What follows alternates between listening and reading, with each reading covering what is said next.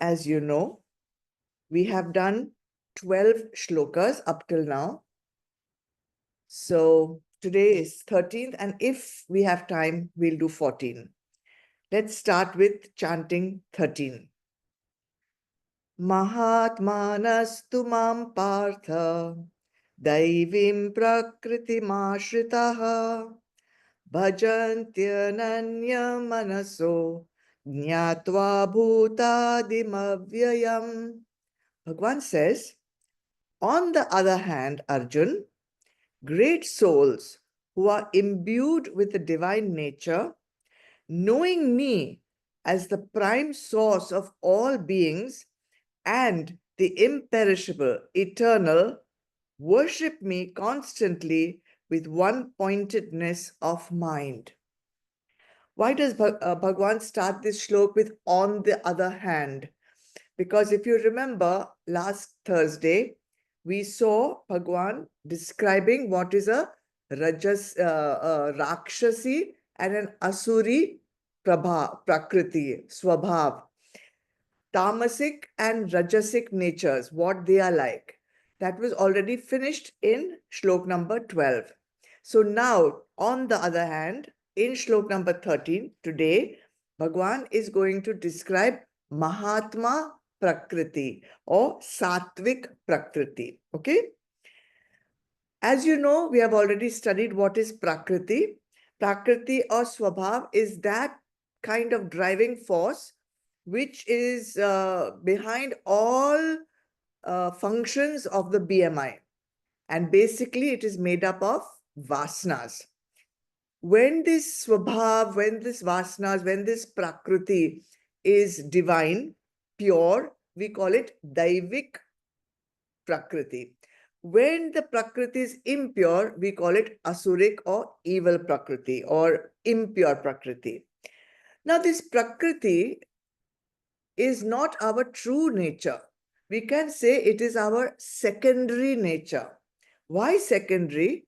Because our prime nature, our true nature, our real nature is Atma, pure consciousness. And that is beyond tamas, beyond rajas, and even beyond sattva. So our real nature is beyond gunas. Our true nature is the same in each and every living being. So whether it is a saint or a sinner, your outside swabhav belonging to your BMI could be that of a saint, could be that of a sinner, but your true nature is always pure consciousness.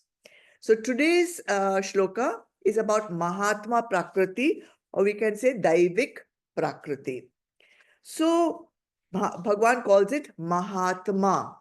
So this word Mahatma is made up of two words, Maha and Atma. Why should the Atma be Maha? Why is there an adjective for Atma?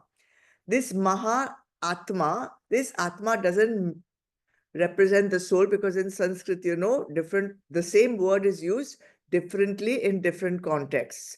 So here it means Maha Atma, meaning noble mind, Daivik mind, a great mind, the one who has got Sattvic Prakriti. Why great? Because these minds have been purified with sadguns over many lifetimes, and now they are reached a stage where they are no longer driven by petty desires. So what kind of nature will such Mahatma or Daivik Prakriti, what kind of nature is that? Bhagavan will describe this very much in detail in the 16th Adhyay. And those of you who have studied it with me earlier, you'll know that the first three shlokas of 16th Adhyay describe Daivik Gunas. There are 30 Daivik Gunas in all. Just to name a few: Abhayam, absolute fearlessness, purity of mind, control of senses, study of the texts, teaching of the texts, upasana of the deities, titiksha, tapasya, vairagya, straightforwardness, triple filter test, truthfulness, etc., etc. You can go to 16th Adhyay and see in first, second, and third shloka. We will discuss that in detail when we go to the 16th Adhyay. So now, when this person, sadhak, has done so much sadhana and has mastered these 30 gunas, and Bhagwan calls them Mahatma, noble-minded. So then what are they supposed to be doing after having reached this purity of mind? Bhagwan says, Bhajan tyananya manaso jnatva bhutadi mavyayam. Bhagwan says, knowing me as the prime source of all beings and the imperishable eternal one, these Mahatmas worship me constantly. Bhagwan says Mahatmas worship Bhagwan. Why? Because they know with nishtha, with conviction, that Bhagwan is imperishable, eternal, omnipotent, omnipresent, and the eternal source of all beings. They know it. That is why they have the bhava of worshipping that. They don't worship out of fear. They don't worship with any ulterior motive. They don't worship with desires. They don't worship to get anything. They simply worship because they know that Bhagwan that they are worshipping is no other than the Atma in each and every one, including themselves. Jnatva mam, knowing me. These two words are important. What Bhagwan says is that first you know who you are worshipping. When you start worshipping without the knowledge of who you are worshipping and why you are worshipping, then that worship will not have any value. So first comes Gyan. Gyan of who is this Bhagwan that I am worshipping. When this knowledge is clear that this Bhagwan who I am worshipping is that imperishable one, that eternal one, no different than the Atma that is who I am and that who everyone else is, then this kind of bhakti towards Bhagwan, this kind of worship towards Bhagwan, along with the gyan of Bhagwan, results in what we call para bhakti or liberation. In Shrimad Bhagavatam, there is one teaching of Bhagwan Krishna to Uddhav. Everyone knows who's Uddhav. Clearly, Bhagwan is telling us this exact same thing. What does he say? He says, O Uddhav, know me with the means of knowledge. Then let that knowledge ripen as spiritual experience. In such a state, with intense devotional mood, worship me. So what is an intense devotional mood? What is this bhava? What does it entail? Bhagwan says, Ananya Manaso. How should you worship? Ananya Manaso. Ananya, no other. Mind should not be on anything else. Single pointedness of mind. Worship me with single pointedness of mind. When the sadhak, the Mahatma, the noble-minded person, worships like this, totally, one-pointedly, then his mind is not diverted here and there to other goals. Most people have many goals, and the spiritual goal is just one of the many and may not even be the main one. But for the Mahatma, there aren't any other goals. Now he has reached that stage of purity where he realizes all other goals are not worth striving for. So single-pointedly, he moves towards self-realization. You see, the purer the intellect gets, along with so much sadhana, the vivek, the faculty of discernment, becomes sharper and sharper. And then with that pure intellect, with that sharp intellect, with that sharp vivek, what he will realize is, he will realize there is a beauty and there is a joy in living a simple life, where the needs are few, the desires are minimum, and now people have maximum time to go within themselves and find their true self. Many times I have said this phrase that the wealthiest person is the one whose assets outweigh his desires. Assets outweigh his desires. Now, there are two ways to take this. Either you can take it as, okay, I should keep increasing my assets, then I will be very wealthy. And the Mahatma's way is, let me decrease my desires, so my assets are more than enough to meet my desires, the minimum desires or needs that I would still have. So he will keep working at decreasing and decreasing his desires.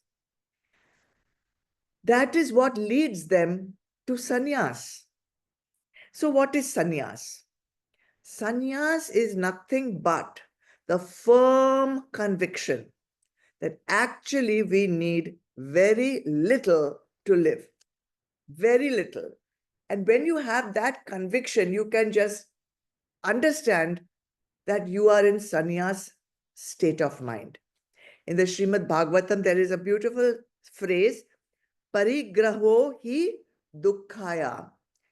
The more the possessions, the more the suffering.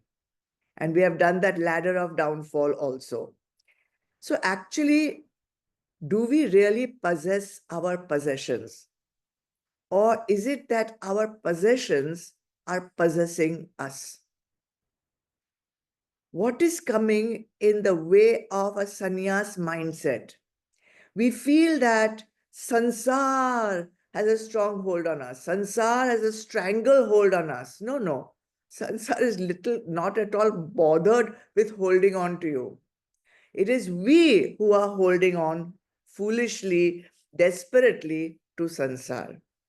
Now, once the Mahatma is freed from this stranglehold of sansar, he has dropped sansar, he attains self-realization. That's it. That's it. Get into the Mahatma mindset. Okay? Then what does he do? He worships. Who? Bhagwan. How? In all forms. He realizes that clearly there is not just one Bhagwan in one temple. Bhagwan is there everywhere in the entire universe. Okay? The same imperishable, eternal one, which is the self in all. So that is what is the Sattvic Mahatma mindset. Bhagwan says he worships. So how does he worship? Let's go ahead. Let's do one more. Okay. Let's go to 14. Satatam kirtayanto mam yatantascha dridhavrataha namasyantascha mam bhaktya nityayukta upasate. Constantly chanting my names and glories and striving for my realization and bowing again and again to me, those devotees of firm resolve, ever united with me through meditation, worship me with single-minded devotion. This is a beautiful shloka because you get a beautiful explanation of the different stages of the sadhak's journey from purification, which we have done already now, to his self-realization. Bhagwan says, Satatam kirtayanto mam. Constantly glorify me. Constantly be in kirtan. What is kirtan? Reading the Gita is kirtan. Reading the Bhagavatam is kirtan. Doing japa is kirtan. Singing bhajans is kirtan. Doing nam jap is kirtan. Chanting is kirtan. All these things, Bhagwan says, constantly be engrossed and absorbed in these sadhanas. Why? because they help you to purify your antakaran. How does it help? Obviously, instead of the mind going here and there in all impure places of sansar, it is focused on Bhagwan's name. And what can be more purifying than that? So when the sadhak is constantly staying with the name of Bhagwan, with the teachings of Bhagwan, what happens is his body and mind become sattvic, his intellect becomes crystal clear. With that crystal clear intellect, he can understand the teachings. And when he can understand the teachings, it's a quick leap into realizing the Atma. So a purified intellect, a sharp vivek, will help you to understand this Raja Vidya, Raja Guhya. And then the next step is obviously self-realization. So what is the process exactly after purification leading to self-realization? This shloka gives it to us very clearly. After purification, the sadhak must go into Shravan, listening. Listening how? By being in satsang. Satsang with who? Realized master. What will he do in the satsang? There should be discussion. There should be studying. There should be learning all the teachings of the Shastras with attention, with dedication. Shravan. Clear? How much to study and how many times? Satatam. Constantly, not once a month, not even once a week. Constantly being absorbed in the knowledge that has been taught. After that, what do you have to do? Yatanta. Yatanta means striving, keeping on making effort, not just opening your books and seeing what did we do last time when the next class is just about to begin. No, continuously making effort. What was that thing we learned? What was that thing the teacher said? Let me contemplate about it. Let me see, let me think about it. The knowledge which is in the books, left in the notebooks, is of no knowledge, is of no use. You have to keep striving, yatanta. Then, what is that yatanta? How to do it? Manan. Manan comes in. Now, Manan will take this knowledge to the next level. Otherwise, it stays in the notebook level. What is Manan? Manan is the churning of the knowledge. You know, when you churn the butter, the cream, the butter comes to the top. When you churn the knowledge, then the true Raja Vidya rises to the top. It's like the cow. Cow eats fast, holds it in the cud, and then later regurgitates it, and then absorbs it, breaks it down, digests it, and then gets nourished by it. So what do you have to do in contemplation? Inquire, who am I? What is this mind? What is my true nature? What do I have to do? What is the purpose of my life? What are the Shastras saying? How did the teachers give the examples? How does that example pertain to me? What are my doubts? What are my confusions? What are my obstacles to realize this knowledge? What is the solution for it? And how can I remove this ignorance which is preventing me from clearly seeing the truth that the Shastras are saying? That is Manan. And if you do 1 unit of Shravan, you have to do 100 units of Manan on that same amount of knowledge. After Manan, what happens? Now comes the very important part, because up to here also people do. And then somehow something happens and it drops, tamas takes over, and the whole practice just gets given up. The next important stage comes Dhrada Vrata. Dhrada means firm. Vrata means what? Vow. The firm resolve of the vows taken. Vows? Which vows? Why should the why should there be any vows? Because to reach the final goal of moksha, it's not just a walk in the park. You cannot just float through the ocean of sansar in a sailboat and expect to reach the other shore. There has to be some firm resolve. There has to be a vow. There has to be a nishtha. What? Never give up.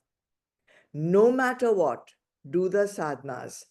Adhere to whatever vows have been prescribed by the Shastras. Then only you'll reach the other shore, the shore of moksha. And why talk so much about moksha? Surely you have taken vows for your simple daily activities. What are these vows? These vows are nothing but discipline. The discipline of staying on the path. If you want to climb Mount Everest, can you climb without a discipline?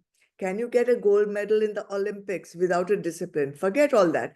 Can you even drive on the roads without discipline? Can you maintain a school atmosphere without discipline, or your office for that matter? Whatever you do, there cannot be confusion, chaos. There cannot be priya instead of shreya. There cannot be lackadaisical attitude. It cannot be just comfort. You do not achieve anything with that. So different schools of philosophy tell us that we have to maintain discipline, and they call that discipline in different ways. In Vedanta, we call it Shat Sampatti, Samadama, right? Uparama, Shraddha, Titiksha, Samadhan. In yoga, Patanjali's yoga also, we have Ashtang yoga, right? Yama, Niyama, etc., etc. Everywhere there are disciplines, there are rules which are to be put into force. Nothing can be achieved without them. So, dhrada vrata. When you have this firm resolve, and only then will you have the strength, will you have the willpower, only then will you have the titiksha to be able to follow all the, because it's not going to be easy. It's not comfortable. So you need a willpower, you need a strength, you need some resolve. And this taking this vow and sticking to it will only help you to conserve all your energy, which you are actually wasting doing rubbish stuff. You can redirect that energy towards Bhagwan. Sadhanas, beautifully, sadhanas will become a joy to you. They will not remain like a chore. Now, when you don't have this resolve, sadhanas also become chores. And you want to just quickly finish it and let's be done with it and go. So that should not happen. And another beautiful thing happens, because now there's purity inside, there's joy, there's enthusiasm. This opens up our inner pathways. And I believe that all the old sanskars that you have collected from previous lifetimes of your sadhanas, of spiritual knowledge which you had gathered, all those sanskars get awakened. And along with the awakening of those sanskars, there is an awakening of bhakti, and with that, the heart opens. Now, when the heart opens, you are ready on the penultimate stage of awakening. Namasyantascha, Bhagavan says. What to do after this heart opening? Pay obeisance with body, mind, and speech. In Shrimad Bhagavatam, Uddhav asked Bhagwan Krishna, I want realization now. What should I do? What do you advise me to do? I'll read out Bhagwan's Updesh to Uddhav. Bhagwan says, Uddhav, the sun is God. The moon is God. The stars are God.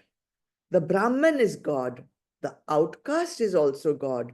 The donkey is also God, and the horse is also God. Fall at their feet and worship them.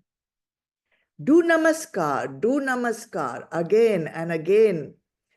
Do this sadhana until you behold only God everywhere.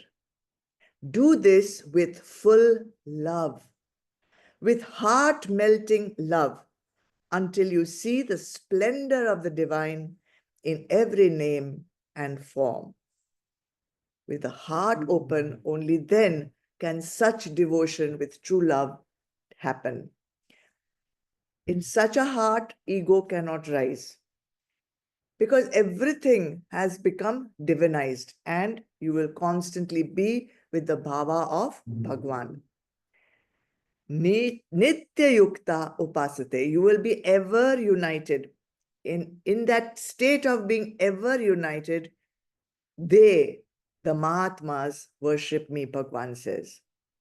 So, with the heart opening, with constantly seeing Bhagwan in every name and form, this is called being continuously absorbed in Bhagwan, merging with the divine, because there is no barrier of form left, no barrier or limit of name. Ignorance gets destroyed, direct experience of divinity happens, and this continuous being self-absorbed, self meaning Atma absorbed, this state is called Nidhi Dhyasan. What Bhagwan says, united with me through meditation, united with me through meditation, Nididhyasan. What more can one want, and what more can one do, having attained this state of being constantly absorbed in Brahma? The Shastras say, so the river is flowing to the ocean. The river has reached the ocean, right? Yet it keeps flowing towards the ocean. Just because it has reached the ocean, it doesn't stop flowing, right? It keeps flowing. In the same way, the Mahatma, having reached the divine state, having united and merged with the divine, the Jnani, the Bhakt Jnani, remains ever flowing in devotion towards the divine. Bhakti does not have to end, or does not end, after self-realization. After self-realization, how will this body be used? It will be used to stay in the ras of Bhagwan, in the joy of Bhagwan, and with the freedom of desirelessness. So there was a Tamil poet, he was a great saint also. His name was Sundarar, and he was a devout bhakt of Shiva. So when he attained realization, he asked Bhagwan Shiva, Lord, my worldly life has now come to an end. Worldly life, sansaric life. What should I do? And it seems Shiva answers, sing about me, sing my glory.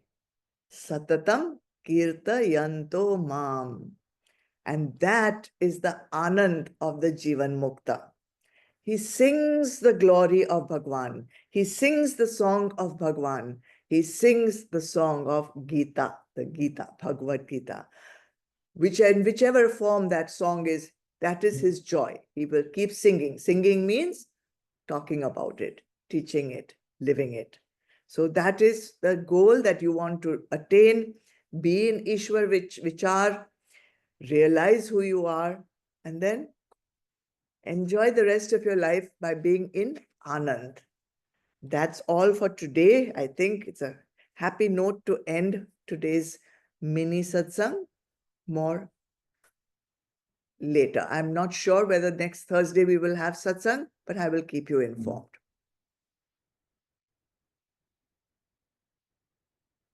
Om. Om. Om. Satoma Sadgamaya Tamasoma Jyotirgamaya Mrityurma Amritam Gamaya. Om Shanti Shanti Shanti. Om Purnamada Purnamidam Purnat Purnamudachyate Purnasya Purnamadaya Purnameva Vashishyate. Om Shanti Shanti Shanti. Hari Om. Shri Gurubhyo Namaha. Hari Om. Chidarpanam. Jai Gurudev. Thank you everyone for joining. Thank you, Zoom team. Thank you, Anil, for chanting. God bless you all. Have a wonderful weekend. God bless. Pranam, Ma. Pranam. Amma. God bless. God bless. God, Hariom, Ma. Thank you, Pranam, Anil. Ma. Thank you, Anil. God Thank you. bless. Pranam.